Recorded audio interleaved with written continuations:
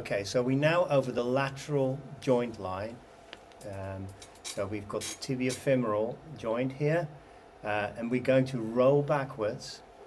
Yeah, so this is the femur, and this is the tibia, and this is the joint line, and we're going to go slightly distal and then roll backwards.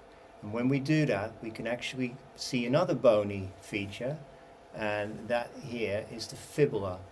How we know that as well is that we see there's the lateral collateral ligament is actually coming off it and going more proximal here, and you see that's traveling across your screen here.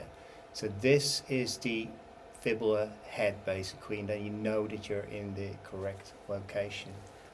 You can see the joint here where it connects and interacts with the tibia, and that's the joint line between fibula and tibia.